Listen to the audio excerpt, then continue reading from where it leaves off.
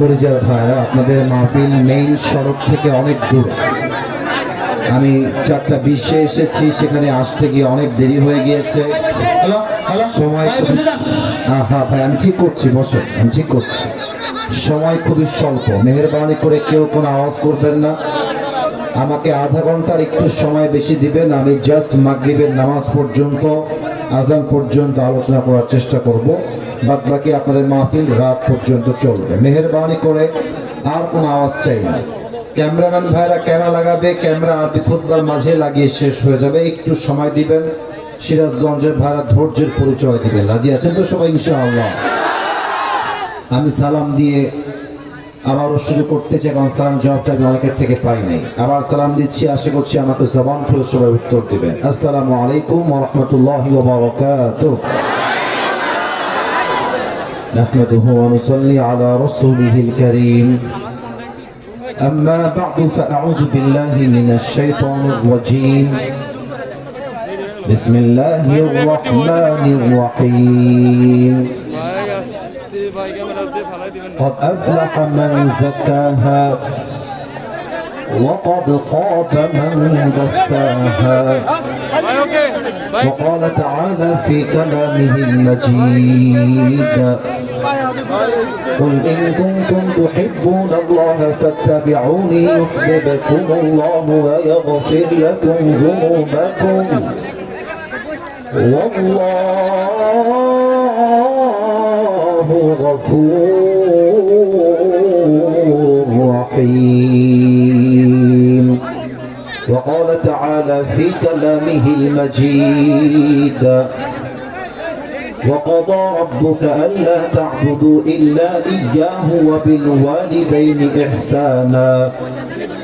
وقال رسول الله صلى الله عليه وسلم: بلغوا عني ولو آية، أو كما قال عليه الصلاة والسلام: إن الله وملائكته يصلون على النبي يا أيها الذين آمنوا صلوا عليه وسلموا تسليما. اللهم صل على محمد وعلى آل محمد كما صليت على إبراهيم وعلى آل إبراهيم إنك حميد مجيد. আমার সিরাজগঞ্জের কামারখন্দের ভাইরা কেমন আছেন আপনারা সবাই? আলহামদুলিল্লাহ, আল্লাহর শুকরিয়া। কামারখন্দে আমি এর আগে কখনো আসে নাই। সিরাজগঞ্জের কামারখন্দে এটাই আমার আজকে প্রথম প্রোগ্রাম এবং সিজনের এটাই আমার সিরাজগঞ্জের শেষ মাহফিল। এরপরে কবে আসা হবে এটা আমি আর জানি না। আমি অন্তত আন্তরিকভাবে মোবারকবাদ জানাই যে কমিটিবৃন্দ আমাকে নিয়ে এসেছেন। অনেক তারা দায়িত্বশীল আচরণ করেছেন এবং তারা খুবই ভদ্র এবং তারা আদবের মাধ্যমে ডেট রেখেছেন। তাদের অনেক আশা আমাকে নিয়ে আসার ছিল, আমি এসেছি। মেহেরবানি করে, যেহেতু এটা আমার শেষ মাহফিল পুরো সিরাজগঞ্জের, আমরা প্রবাদ বাক্য সবাই জানি, শেষ ভালো যার সব ভালো তার। আশা রাখছি আজকের মাহফিলটা আমার সবচেয়ে বেস্ট মাহফিল হবে যুবক ভাইরা ইনশাআল্লাহ। ডানে একটু চুপ করতে হবে, তাহলে সবকিছু পারফেক্ট হবে। ডানে তোমরা সোনামণি একটু চাপো, ডানে চাপো, ডানে চাপো, ডানে চাপো। কথা বলছো? ডানে চাপো, না হয় বসে যাও, বসে যাও, বসে যাও, জায়গা আছে, আমি দেখতে পাচ্ছি জায়গা আছে। সেলফি তোলা জরুরি নয়, আমাকে দেখাও কোনো খরচ বিষয় নয়। আমি কি বলছি that is most important. Please বসে যান আপনারা। আমাদের আজকের এই মাহফিল ঠাকুরঝি পাড়া উত্তরপাড়া যুব সমাজের উদ্যোগে আয়োজিত। আমাদের আজকে প্রোগ্রামের সভাপতি আছেন Alhaj Hazrat Maulana Mohammad Anwar Hossain, Islamic Foundation Bangladesh. Sir কি এসেছেন? জি স্যার আমার বামে আছেন। আল্লাহ স্যারকে নেক হায়াত দান করুক। আমরা সকলেই জবান খুলে দিল খুলে পড়ছি আমিন। আমাদের আজকের প্রোগ্রামে আরো কথা বলবেন মুফতি শাহ মোহাম্মদ ফয়জুল্লাহ কাসেমি। আল্লাহ হুজুরকে ইসলামের খাদেম হিসেবে কবুল করো, পড়েন সবাই আমিন। আমাকে রিসিভ করে নিয়ে আসলে জামাত ইসলামের আমির স্যার, আপনার নাম যেটা কি? আতাউর রহমান স্যার আমাকে ওই দূর থেকে রিসিভ করে নিয়ে আসছেন। আল্লাহ স্যারকেও নেক হায়াত দান করুক। আমরা সকলেই জবান খুলে পড়ছি আমিন। প্রিয় কলিজার ভাইরা, একটা এই যে কথা বলা যাবে না, ডানে উল্টা পাল্টা, বামে সব ঠিকঠাক, সামনে ঠিকঠাক, কোনো কথা বলবেন না। আপনাদের পায়ে আমার হাত, আমি ধমক দেওয়ার জন্য সিরাজগঞ্জে আসিনি। একদম চুপ থাকবেন। বামের ভাইয়েরা জায়গা না হলে বামে যাবেন, কিন্তু কারো উপরে উল্টায় পড়বেন না, বামে যাবেন। একটা মিসআন্ডারস্ট্যান্ডিং হয়ে গেছে। আমাকে বলেছিলেন যে মেইন রোড থেকে মাহফিলে আসতে লাগবে 10 মিনিট। তো আমি ভেবেছি 4:25-এ জামাত শেষ হবে, আমি 4:20-এ মেইন রোডে ধরা দিব, আমার 10 মিনিট সময় লাগবে, 4:30-এ আমি উঠে যাব। তো আমি দেখলাম যে মেইন রোড থেকে আসলে আপনার দূরত্ব 10 মিনিটের না, প্রায় 20 মিনিটের বেশি। আবার কমিটির ভাইয়েরা বাইক শোডাউন করে নিয়ে এসেছে, রাস্তায় জ্যাম, মোড়, বাজার পার হতে তারা অনেক সময় পার করে ফেলেছে। কমিটির আসলে দোষ নেই, একটা কথার ভুলের জন্য লেট হয়েছে। অতএব সময় খুবই কম, অল্প সময় কথা হবে, but that will be very constructive, গঠনমূলক কথা হবে আজকের মাহফিলে। সবাই রাজি আছেন তো ইনশাআল্লাহ? প্রথমে 2টা কথা বলতে চাই। ভূমিকার কথা শেষ হয়ে গেলে আমি আমার সেন্ট্রাল থিমে ফিরে যাব। আজান অব্দি আজকে ওয়াচ করার আমি সর্বোচ্চ ট্রাই করব। আমার সিরাজগঞ্জের ভাইরা, দেশটা কি পরাধীন না স্বাধীন? এই যে আওয়াজ পাচ্ছি, মাশাআল্লাহ। সিরাজগঞ্জের মানুষ আমরা কাপুরুষের সন্তান নই, আমরা সবাই বীর পুরুষের সন্তান। আর কথা যখন বলবেন বিড়ালের মতো ম্যান ম্যান করে নয়, সিংহের মতো গর্জন দিয়ে কথা বলতে হবে সিরাজগঞ্জের ভাই। বলেন আমাকে সবাই, দেশটা কি পরাধীন না স্বাধীন? আমার দিকে তাকায় একবার, একটা নাম বলেন তো, একজন যুবক তার বুকের তাজা রক্ত ঢেলে দিয়ে শহীদ হয়ে দেশটাকে সেকেন্ড টাইমের জন্য স্বাধীন করেছিল, এমন ভাবে 2টা হাত পেতে। যুবকটার নাম কি ছিল? শহীদ আবু সাইদ। সে বুকের তাজা রক্ত দিয়ে প্রমাণ করেছে মুসলমান বাঁচলে সিংহ পুরুষের মতো বাঁচে যুবক ভাই। আমি 2টি কথা বলতে চাই, আমার কাছে সময় খুবই কম, নয় অন্য অনেক কথা আজকের মাহফিলে বলার সুযোগ আমার হতো। আগামীতে আমার এই বাংলাদেশে নির্বাচন হবে। আমি রাজনীতি করার জন্য মাহফিলে আসি নাই, তবে as a citizen of Bangladesh, দেশের নাগরিক হিসেবে 2টা দাবি আজকে সিরাজগঞ্জের কামারখন্দের মাটিতে বলতে চাই। 1 নাম্বার, আগামীতে বাংলাদেশের প্রধানমন্ত্রী হিসেবে আমরা কোনো নারীকে ক্ষমতার চেয়ারে বরদাস্ত করতে পারবো না। কোন নারীকে আমরা আগামীতে ক্ষমতার চেয়ারে দেখতে চাই না, নাম্বার 1। নাম্বার 2, একটু বুঝে শুনতে হবে আমার কলিজার টুকরা প্রিয় সিরাজগঞ্জের মুরব্বী আব্বা জানেরা, যুবক ভাই, আমরা যে শুধুমাত্র একজন পুরুষকে ক্ষমতায় দেখতে চাই, it's exactly not like that. ব্যাপারটা আসলে এরকম নয়। আমরা এমন একজন পুরুষকে প্রধানমন্ত্রী হিসেবে দেখতে চাই আগামীর বাংলাদেশে, যিনি একই সময়ে জাতীয় সংসদে দাঁড়িয়ে দেশের পক্ষে বক্তব্য দিবেন এবং তার যোগ্যতা এতটা হাইলি কোয়ালিফাইড হবে। আমার দেশের প্রধানমন্ত্রী যেমন জাতীয় সংসদে দাঁড়িয়ে ভাষণ দিতে পারবে, আমার দেশের প্রধানমন্ত্রী চাইলে জাতীয় মসজিদ বাইতুল মুকাররমে দাঁড়িয়ে জুমার খুতবা দেওয়ার যোগ্যতাও রাখবে। এমন প্রধানমন্ত্রী আমরা সবাই আগামীতে চাই কি চাই না? আমি স্পষ্ট ভাষায় বলছি, দেশের প্রধানমন্ত্রী যদি হয় জাতীয় মসজিদ বাইতুল মুকাররমের খতিবের মতো যোগ্যতা সম্পন্ন, এই দেশের সুদ বন্ধ হয়ে যাবে, ঘুষ বন্ধ হয়ে যাবে, ডাকাতি বন্ধ হয়ে যাবে, চাঁদাবাজি বন্ধ হয়ে যাবে, ধর্ষণ বন্ধ হয়ে যাবে বাংলার মাটিতে। আল্লাহ সবাইকে এমন নেতা নির্বাচন করার তৌফিক দান করুক, পড়েন সবাই আমিন। আপনাদের বউ আছে বাড়িতে, বিবাহিত কারা কারা, একটু হাত তুলুন। বিবাহিত কারা কারা এসেছেন? মাশাআল্লাহ মাশাআল্লাহ, বিবাহিত হাত নাও। এবার যাদের বউ নাই, খুব কষ্টে আছো শীতকালে, সিঙ্গেল না, হাত তোলো। ইন্না লিল্লাহি ওয়া ইন্না ইলাইহি রাজিউন। আপনাদের বউ নাই? এই আমি বিশ্বাস করি না। মিথ্যা না সত্যি? সত্যি সত্যি। আহারে যুবক ভাইরা, তোমাদের কষ্ট কেউ না বুঝলো আসিফ হুজুর কিন্তু বোঝে যুবক ভাইরা। এখানে অনেক বাবারা এসেছেন স্টেজে, আমার মান্যগণ্য অনেক সম্মানিত ব্যক্তিবর্গরা এসেছেন। আমি সবার পায়ে হাত রেখে একটা আবদার করতে চাই যুবকদের পক্ষ নিয়ে। যুবকদের শীতকালে শীত দূর হবে কম্বল দিয়ে নয়, নয়। যুবকদের শীত দূর হবে একমাত্র চরিত্রবান বর দ্বারা। যুবক ভাইরা, আপা বোঝে না রে, আপা বোঝে না, বোঝে না। বিয়ের বয়স যে হয়ে গেছে আপা বুঝতে চায় না। বাবারা মাঝে মাঝে বুঝলেও আজকালকার কিছু মডার্ন মেয়ে বের হয়েছে, এরা আবার টাকা ছাড়া বিয়ে করতে চায় না। এদের সিস্টেম হলো সবাইকে আমি এক পাল্লায় মাপি না। কলিজার টুকরা মেয়েদেরকে, আমার বোনদেরকে আমি সম্মান করি, সবাইকে আমরা দিল থেকে রেসপেক্ট করি। আর সেই মেয়েদেরকে আমরা দুই চোখের বিষ ভাবি, যারা সামান্য কয়েকটা টাকার জন্য আর সরকারি চাকরির জন্য টাকার সঙ্গে বিয়ের পিড়িতে বসে যায়। আল্লাহ এমন মেয়েদেরকে হেদায়েত দান করুক। পড়েন সবাই আমিন। অন্তত সিরাজগঞ্জে এই ক্যাটাগরি মেয়ে তো নাই। আরে নাই রে ভাই, আল্লাহ হেদায়েত দান করুক। পড়েন সবাই আমিন। তিনটা তাকবীর দিবেন, তারপরে আমি আমার মূল আলোচ্য বিষয় থেকে আলোচনা রিপ্রেজেন্ট করার ট্রাই করব। প্রথম তাকবীর দিবেন বিবাহিত ভাইরা, দ্বিতীয় তাকবীর দিবেন সিঙ্গেল ভাইরা। আমি দেখতে চাই কার গায়ের জোর কত বেশি আজকে সিরাজগঞ্জের মাহফিলে। বিবাহিত ভাইরা একটা কাশি দেন আমার সাথে,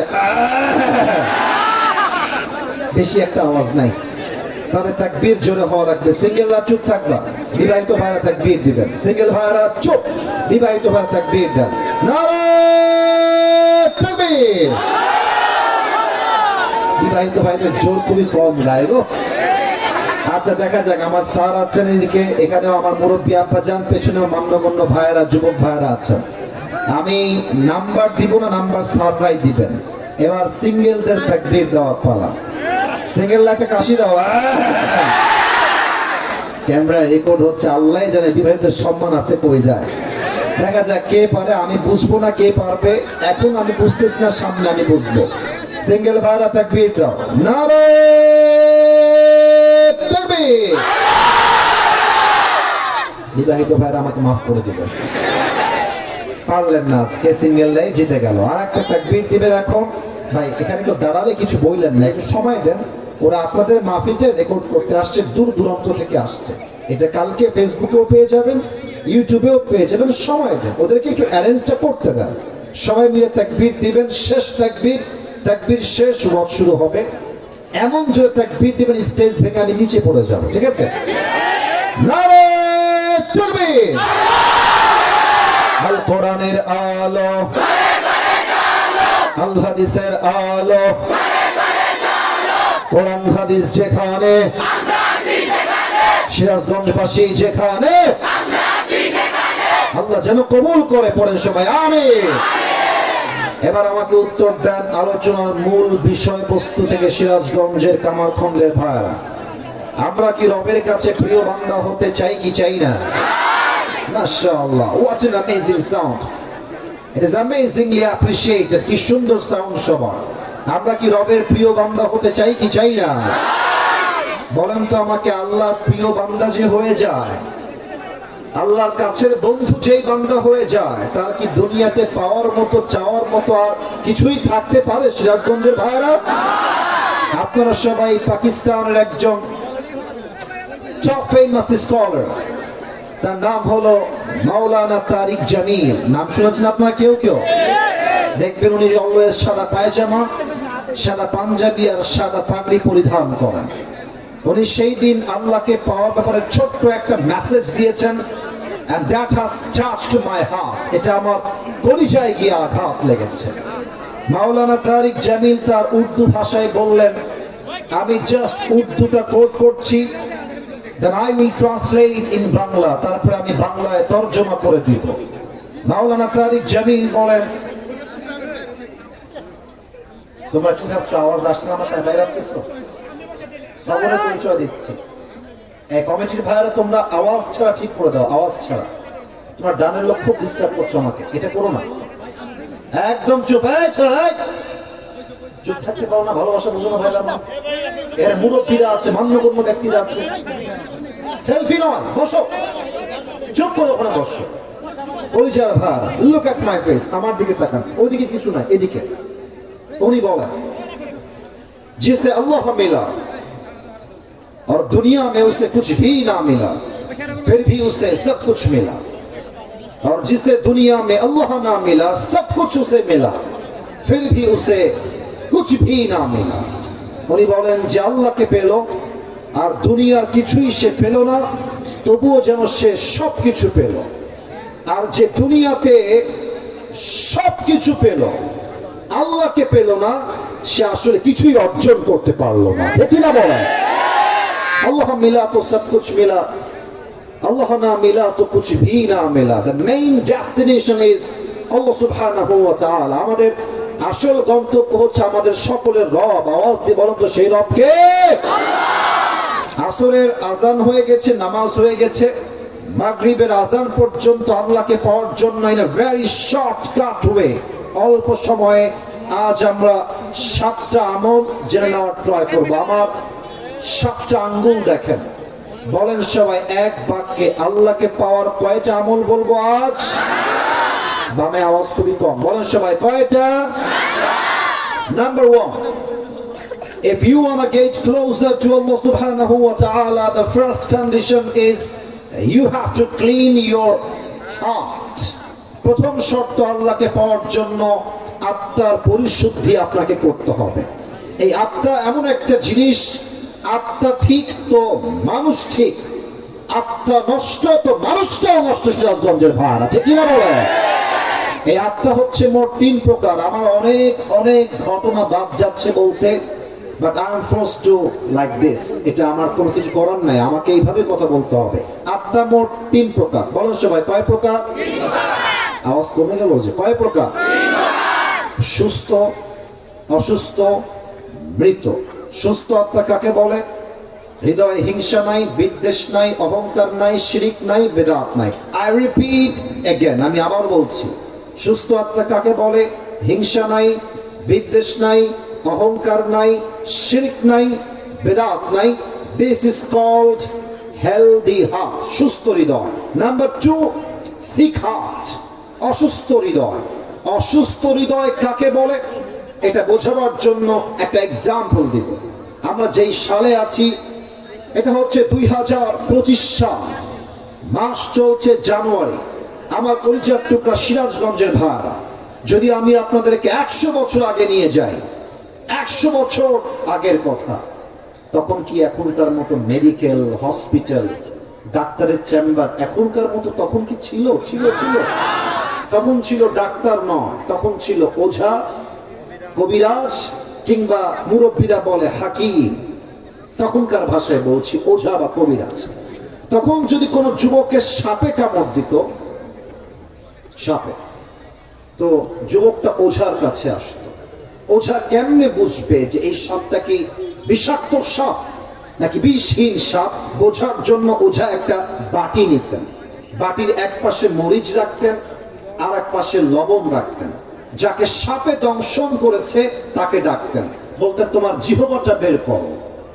জিহ্বা বের করতো, মরিচ বাটা তার জিহ্বায় দেওয়া হতো, আর বলা হতো হাউ ইট টেস্ট, স্বাদ কেমন আমাকে বলো।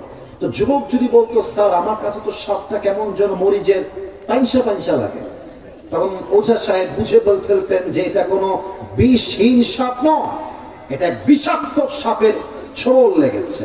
তাহলে খেয়াল করেন, সাপ যখন মানুষকে ছোবল দেয়, সাপের বিষের প্রথম প্রতিক্রিয়া মানব দেহে এটাই হয় যে প্রথম প্রতিক্রিয়াতেই জিহ্বার স্বাদটা নষ্ট হয়ে যায়, কোনটা ঝাল কোনটা মিষ্টি তখন তার স্বাদটা আর বুঝে আসে না। মানুষের জীবনে বিষাক্ত সাপের নাম হলো ইবলিস, শয়তান। ইবলিস শয়তান যখন মানুষকে ওয়াসওয়াসায় ফেলে, ধোঁকায় ফেলে, সাপের বিষ ঢুকলে যেমন জিহ্বার স্বাদ নষ্ট হয়ে যায়, শয়তানের ওয়াসওয়াসায় পড়লে মানুষের ঈমানের স্বাদ নষ্ট হয়ে যায়। তখন হিজাব পড়তেও ভাল লাগে, বোরকা পড়তেও ভাল লাগে, হাতে মোজা পড়তেও ভাল লাগে, পায়ে মোজা পড়তেও ভাল লাগে, আবার পার্কে গিয়ে প্রেম করতেও মেয়েটার ভালো লাগে। বুঝলে বুঝপাতা, না বুঝলে তেজপাতা। আপনি দেখবেন আমাদের অধিকাংশ মসজিদের সভাপতি টাটকা সুদখোর সিরাজগঞ্জের ভাই, নামাজও পড়ে, মুখে দাড়িও আছে, বাট আত্মাটা অসুস্থ, তাই নামাজ পড়তেও ভাল লাগে, সুদ খাইতেও ভাল লাগে। ঠিক কিনা বলে? এটা হচ্ছে অসুস্থ আত্মা। 3 নাম্বার হলো মৃত আত্মা। এটা বড় মারাত্মক, ভয়ঙ্কর।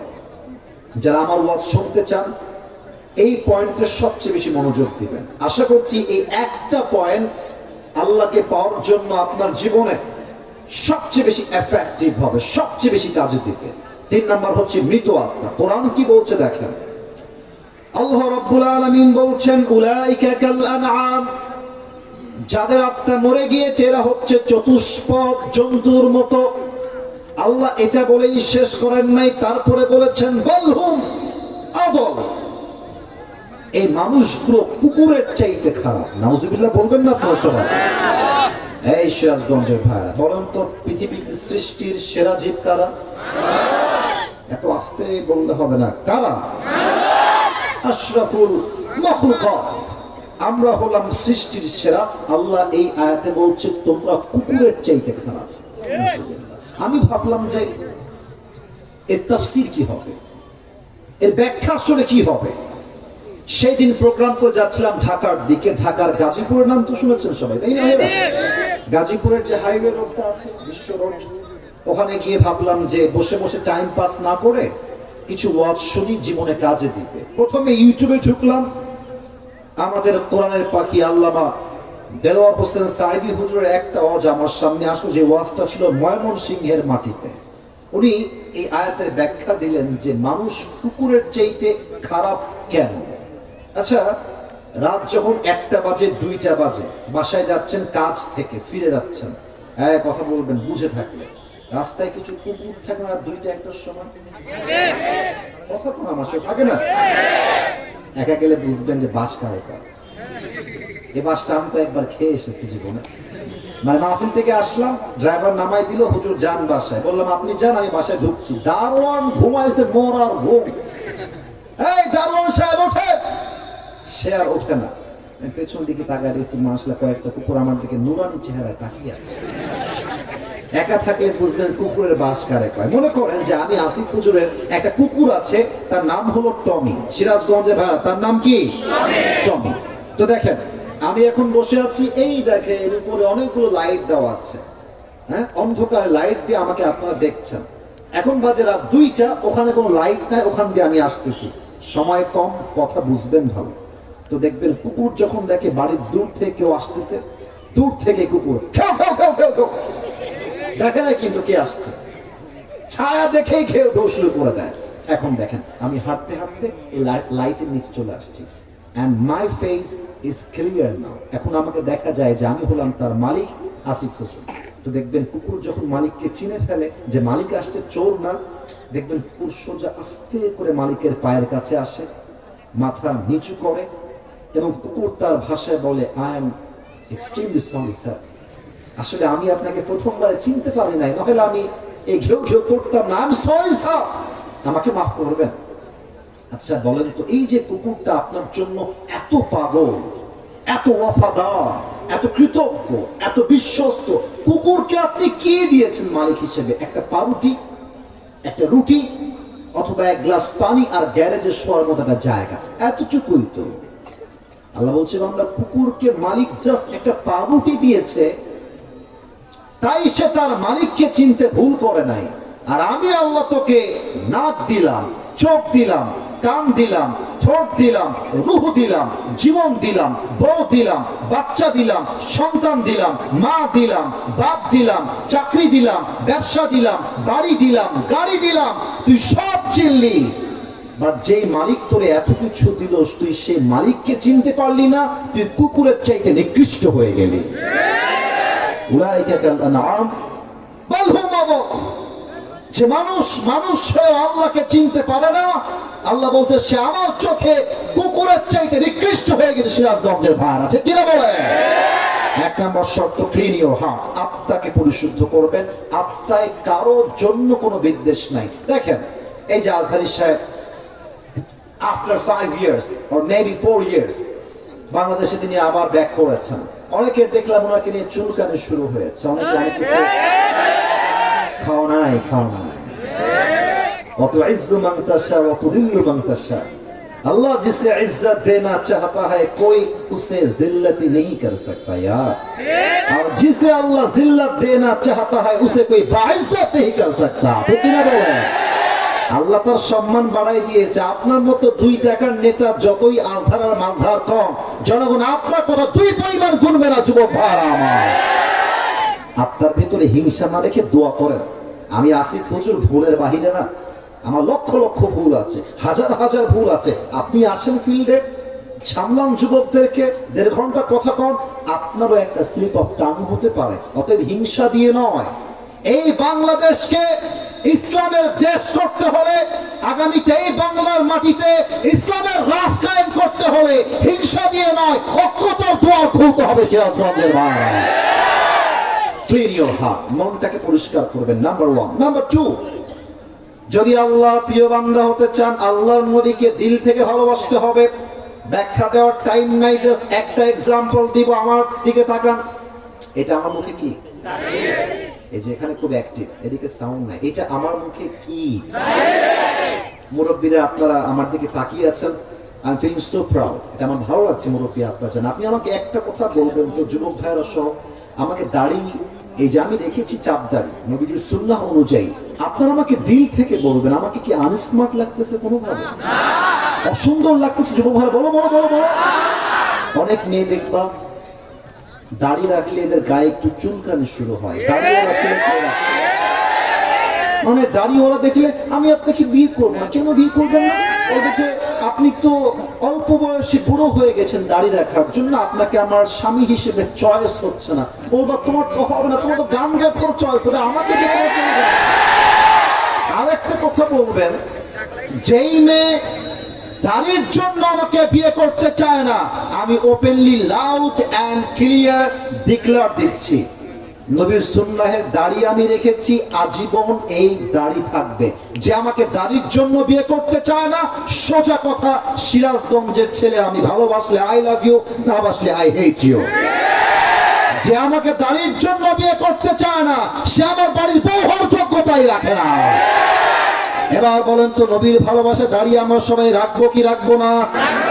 বলেন সবাই দিল থেকে ইনশাআল্লাহ। 3 নাম্বার, যদি আল্লাহর কাছে প্রিয় হতে চান, আব্বা আম্মার দোয়া ছাড়া আল্লাহর কাছে প্রিয় হওয়া যাবে না। এই দেখেন সব যুবক দিয়ে ভরা, এরা ভাবে যে গার্লফ্রেন্ড মনে হয় আমার অনেক আপন। বেটা, জায়গা মতো বাস খাইলে বুঝবা বাপ মা ছাড়া আপন দুনিয়া তার কেউ নাই। যুবক ভাই, মেয়ে মানুষ জীবনে আসবে যাবে, এইসব চ্যাপ্টার আসে যায়। বাপ মা এমন একটা চ্যাপ্টার, দুনিয়ার সবাই হাত ছাড়লেও আব্বা আম্মা তোমার হাত কখনো ছাড়বে না। রিদাউর রাব্বি ফি রিদাইল ওয়ালিদাইন ওয়া সাখতুর রাব্বি ফি সাখতিল ওয়ালিদাইন। আল্লাহর হাবিব বলেছেন, তোমার আব্বা আম্মা খুশি, তোমার রব তোমার উপরে খুশি। আব্বা আম্মা নারাজ, তোমার আব্বা আম্মা যদি অসন্তুষ্ট হয়ে যায়, তোমার রব তোমার অসন্তুষ্ট হয়ে যাবে, ঠিক কি না বলে?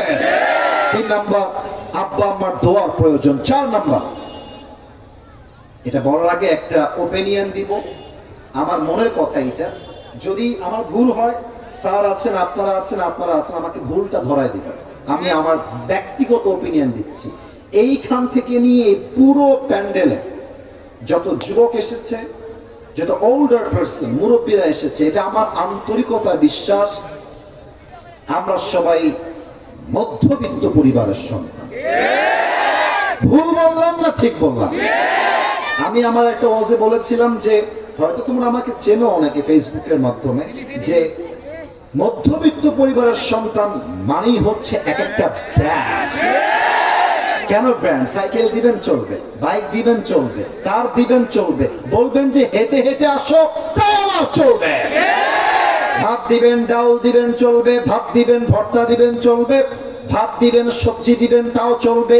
ভাত দিবেন, কিছুই দিবেন না, এক গ্লাস পানি দিবেন, একটা মরিচ দিবেন, পান্তা ভাত হলেও আমার চলবে। খাট দিবেন, ঘুমাবো, খাট দিবেন না, তাও ঘুমাবো। বালিশ দিবেন, ঘুমাবো, বালিশ দিবেন না, তাও ঘুমাবো। আপনি আমাকে ল্যাব দিবেন, ঘুমাবো, ল্যাব দিবেন না, তাও ঘুমাবো। কারণ আমি বড় ঘরে ধাপুস ধুপুস খেয়ে বড় হওয়া ব্রয়লার মুরগি না। আমি মধ্যবিত্ত পরিবারের সন্তান। আমি আরাম যেমন করতে পারি, কঠোর পরিশ্রম আমি করতে পারি সিরাজগঞ্জের ভাই। আল্লাহ বলছে, বান্দা আমাকে পেতে চাইলে যতই জীবনে অভাব আসুক, গরিব হতে পারো, চাকরি না থাকতে পারে, ব্যবসায় তোমার বরকত না থাকতে পারে, প্রত্যেকটা অবস্থায় ধৈর্যশীল যে হবে, আমি আল্লাহ তার সবচেয়ে কাছের বন্ধু হয়ে যাব। সুবহানাল্লাহ। একটু খেয়াল করেন তো, খেয়াল করেন আমার দিকে। আমি আপনাদেরকে প্রথমে একটা কথা বলেছিলাম, কেমন আছেন আপনারা সবাই বলেছিলেন আলহামদুলিল্লাহ। এই যে এই পয়েন্ট একটু খেয়াল করেন। আমি বলেছিলাম কেমন আছেন, you all said alhamdulillah we are fine by the grace of Allah subhanahu wa ta'ala। আমরা ভালো আছি, এটা সবাই আপনারা বলেছেন। এবার আমার হাদিসটা শুনেন, আয়াতটা শুনেন। কিয়ামতের দিন দুইটা দল হবে, the people of hellfire and the people of paradise। একদল জান্নাতি আর একদল জাহান্নামী। তো জান্নাতীর কাতার হবে ডান দিকে। কোন দিকে? ডান দিকে। আল্লাহ বলবে, এই আব্দুর রহমান সাইড বের হও, এই আব্দুর রহিম বের হও। জান্নাতের কাতার থেকে আল্লাহ কিছু লোককে বের করবে। তো ওরা বলবে, আল্লাহ আমরা তো জান্নাতেই যাচ্ছিলাম, বের হবো কেন আল্লাহ? আল্লাহ বলবে, তুমি তো জান্নাতে যাবা ঠিক আছে, তবে আজ তুমি এই কাতার সিরিয়াল ধরে যাবা না। আজকে আমি আল্লাহ তোমাকে বিনা হিসাবে জান্নাত দান করব। মাওলানা তারিক জামি এই হাদিসটা সেদিন বলছিলেন। তখন ওই যুবকটা আল্লাহর দিকে তাকায় থাকে, বলবে, আল্লাহ मैंने ऐसा क्या अमल कर दिया कि मुझे आज बिना हिसाब जन्नत मिल जाएगा? कोई भी हिसाब नहीं होगा मेरा, कैसे हो सकता है? আল্লাহ আমি জান্নাত পাবো বিনা হিসাবে কোন আমলে? আল্লাহ বলবে, ওই যে বান্দা তুমি মধ্যবিত্ত পরিবারের ছেলে ছিলে, গরিব ঘরের ছেলে ছিল, অভাব ছিল, চাল নাই, ডাল নাই, ভাত নাই, চাকরি নাই, ব্যবসায় বরকত নাই। তোমাকে কেউ যখন বলতো, এই কেমন আছো তুমি, তুমি সব ভুলে বলতা, ভাই আলহামদুলিল্লাহ, আল্লাহ অনেক ভালো রেখেছে, যাও। ইন্নামা ইউফাসাবিরুনা আজরুহুম বিগাইরি হিসাব। Those who observe patience in this world, they will be given their reward without measure। যা ধৈর্যশীল হবে, আল্লাহ কিয়ামতের দিন বান্দাকে বিনা হিসাবে জান্নাত দান করবে। সুবহানাল্লাহ। 4 নম্বর আমল, আল্লাহকে পাওয়ার জন্য সুখে দুঃখে সবর করবেন 1 সপ্তাহের উপরে। আওয়াজ দিয়ে বলেন সবাই, তিনি কে? আর মাত্র 3টা আমল বাকি। আপনাদের যে মনোযোগ, আই উইশ যে এই মাহফিল রাতের বেলা হতো। যদি এই মাহফিল রাতের বেলা হতো, ঐতিহাসিক মাহফিল হয়ে থেকে যেত যুবক ভাইরা, ঠিক না? আমি এবার 5 নম্বর আমলটায় যাচ্ছি, মাত্র 3টা আমল বাকি। 5 নম্বর আমলটা ইজ ভেরি সেনসিটিভ, বুঝতে হবে। আমার বয়স আনুমানিক আপনাদের কত মনে হচ্ছে? 24, 25, 30, 31 এরকমই তো মনে হচ্ছে। দুনিয়ার জীবন সরকারি আইন অনুযায়ী 60 বছর। সরকারের চোখে যার বয়স 60-এর বেশি তার কোনো দাম নাই, রিটায়ার্ড, অবসর হয়ে যান। দেখেন, আল্লাহ বলছে, তুই যদি আমার কাছে আসতে চাস, দুনিয়ামুখী হোস না, পরকালমুখী হওয়ার ট্রাই কর। যার চিন্তা এরকম থাকবে, আরে যত কষ্ট দিবি দে বেটা, আল্লাহ যত অভাব দিবা দাও না, যত কষ্ট দিবা দাও না। 2 दिन की जिंदगी है, आज जिंदा हूं कल मर जाऊंगा, कंप्लेन की कोई बात जिंदगी में नहीं है। ঠিক কি না? আরে কালকেই মরে যাবে, আরে এখনই মরতে পারি। অল্প সময়ের জীবন, সুখ আসুক আর দুঃখ আসুক, আমার ফোকাস দুনিয়ার দিকে নয়, আমার ফোকাস হবে একমাত্র আখিরাতের দিকে। সিরাজগঞ্জের ভাড়া, ঠিক কিনা বলে? আর একটা কথা আমি আমার মাদেরকে বলতে চাই, বোনদেরকে বলতে চাই, যেহেতু এখানে অনেক বিবাহিতরা এসেছেন, অনেক বইয়ের ডিমান্ডের শেষ হয় না, খালি চাই চাই চাই চাই চাই আরো চাই। সারাটা জীবন স্বামী তার বউকে দেয়, আর বউ কি বলে জানেন? তুমি আমার জীবনে কি দিলা? মুরব্বীরা ঠিক কয়, তোমাদের বউ নাই তাই তোমরা বাসটা খাও নাই, বুঝতেছো না। কথা ঠিক আছে কিনা বলো? অনেক মেয়ে দেখবেন স্বামী আইফোন 14 দিয়েছে, যে আমার আইফোন 14 হবে না, আমার 16 লাগবে। আরো দাও, আরো আপডেট দাও। আমি মেয়েদের বিবাহিত কি বলবো, আজকাল বাংলাদেশের কিছু মেয়ে, সংখ্যাগরিষ্ঠ কিছু মেয়ের রুচি এত খারাপ, আইফোন 16 প্রো ম্যাক্স পাওয়ার জন্য কক্সবাজার পর্যন্ত চলে যায়।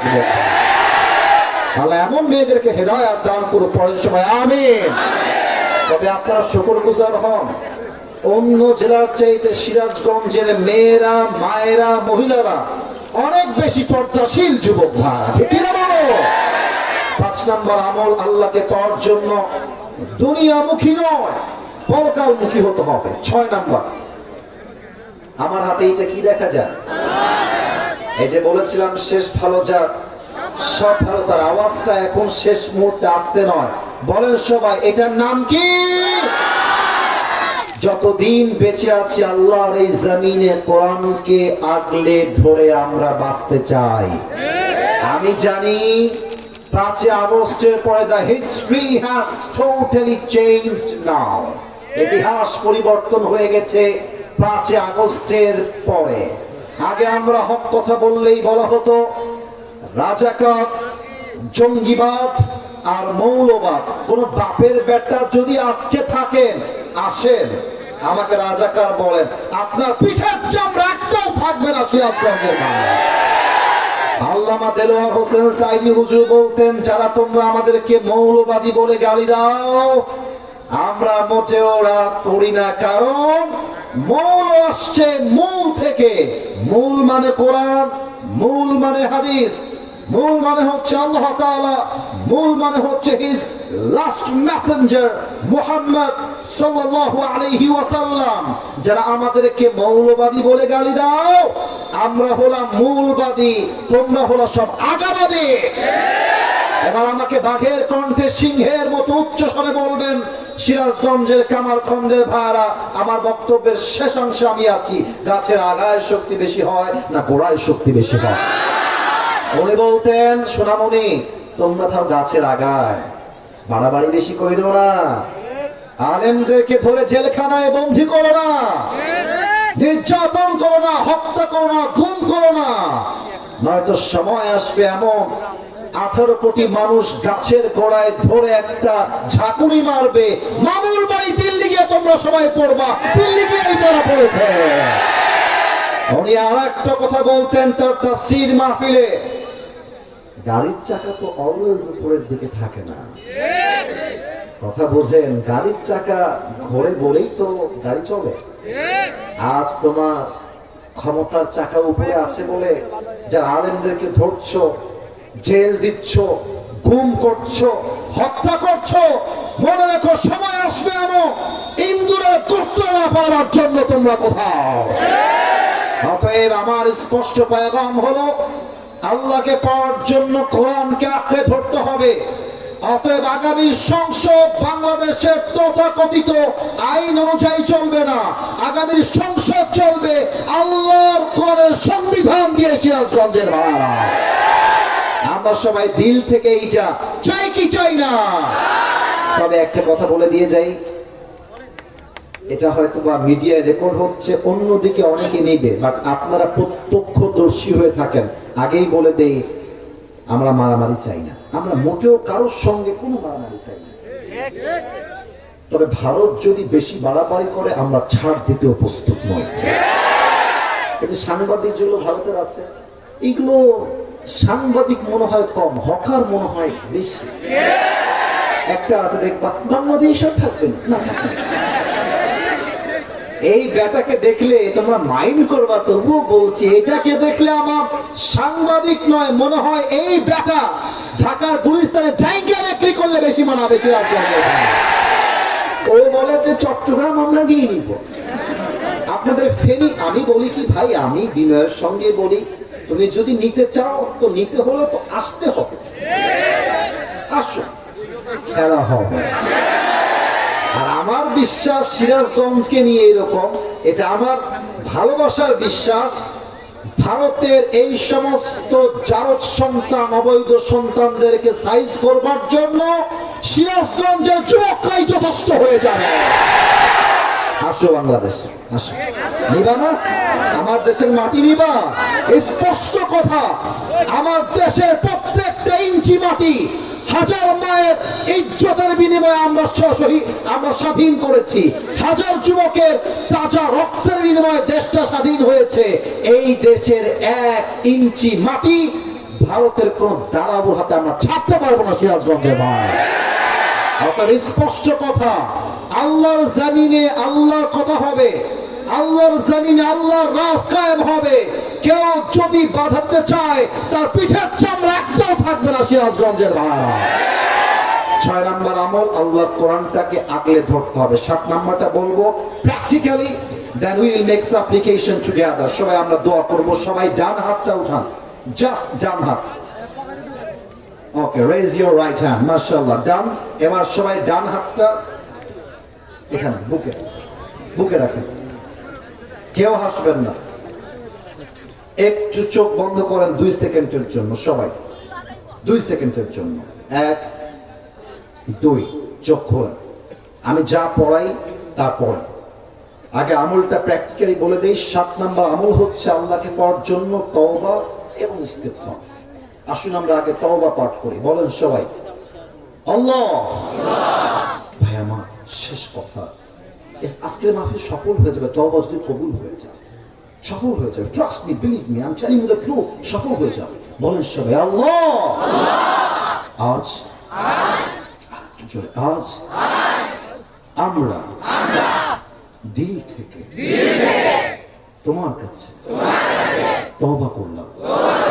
আল্লাহ, তুমি আমার জীবনের সব গুনাহ মাফ করে দাও। সবাই পড়েন আমিন। সর্বশেষ 2টা ইস্তিগফারের দোয়া শেখাবো। ইটস ভেরি শর্ট, একদম ছোট্ট শব্দের 2টা দোয়া। আজান হয়ে যাবে, সময় নেই। সবাই পড়েন আস্তাগফিরুল্লাহ। একটু দিল থেকে বলবেন, আচ্ছা মন থেকে। মনে করেন যে আপনি আল্লাহর কাছে মন থেকে ক্ষমা চাচ্ছেন যে আল্লাহ আমাকে তুমি মাফ করো। পড়েন সবাই আস্তাগফিরুল্লাহ। আর একটা শিখায় আমরা দোয়ার দিকে যাব, এটাও ইস্তিগফারের একটা অংশ। সবাই পড়েন আল্লাহুম্মা গফিরলি। আল্লাহ আমাদের সকলের জীবনে গুনাহ খাতাকে মাফ করে দিক। পড়েন সবাই আমিন। আলহামদুলিল্লাহি রাব্বিল আলামিন ওয়াস সালাতু ওয়াস সালামু আলা সাইয়্যিদিল আমবিয়া ওয়াল মুরসালিন ওয়া আলা আলিহি ওয়া আসহাবিহি আজমাইন। কেউ উঠবেন না, এই যে ওই যখন কেউ উঠছে কেউ উঠবেন না, খবরদার। দোয়ার মাঝে বলতে বাধ্য হলাম। আল্লাহ রাব্বুল আলামিন সিরাজগঞ্জের কামারখন্দের জমিন থেকে তোমার শাহী দরবারে হাত তুলেছি।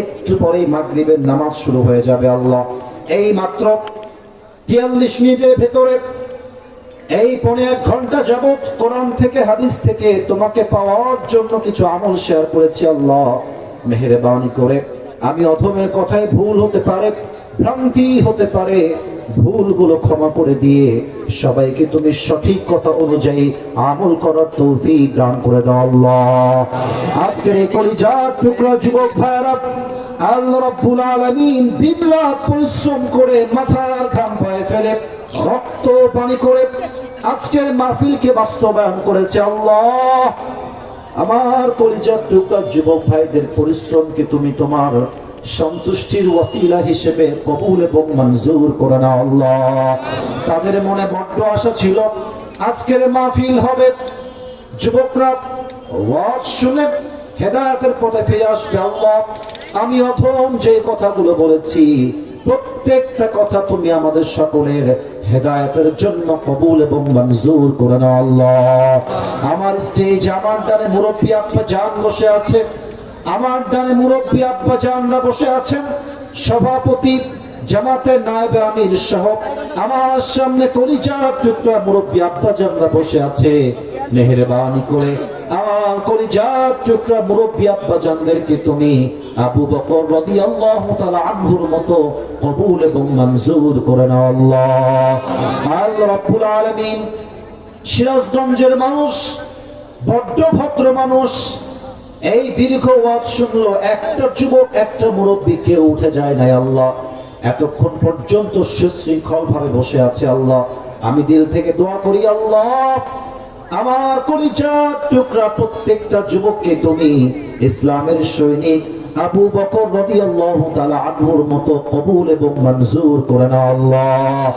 আজকের এই মাহফিলকে বাস্তবায়ন করবার জন্য যারা অর্থ দিয়ে, শ্রম দিয়ে সহযোগিতার হাত বাড়িয়েছে আল্লাহ, যে যেই কয় টাকা দান করেছে আল্লাহ, সকলের দানকে তুমি কবুল এবং মঞ্জুর করে নাও আল্লাহ। আমার কলিজার টুকরা আম্মা জানেরা, বোনেরা হাত তুলেছে আল্লাহ, মেহেরবানি করে আমার কলিজার টুকরা প্রত্যেকটা আম্মা জানকে তুমি ফাতেমা রাদিয়াল্লাহু তাআলা আনহার চরিত্রে চরিত্রবান হওয়ার তৌফিক দান করে দাও আল্লাহ। সর্বশেষ একটা দোয়া করে তোমার শহীদ দরবার থেকে বিদায় নিব আল্লাহ। মাগরিবের আযান চলছে, সর্বশেষ দোয়া।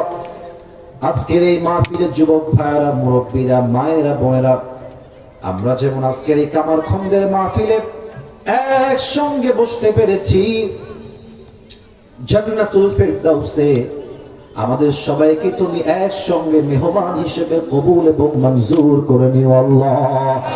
রব্বানা তাকাব্বাল মিন্না ইন্নাকা আনতাস সামিউল আলিম ওয়া তুব আলাইনা ইন্নাকা আনতাত তাওয়াবুর রহিম। সুবহানা রাব্বিকা রাব্বিল ইজ্জাতি আম্মা ইয়াসিফুন ওয়া সালামুন আলাল মুরসালিন ওয়ালহামদুলিল্লাহি রাব্বিল আলামিন। আবার হয়তো আগামীতে কোনো একদিন দেখা হবে ইনশাআল্লাহ।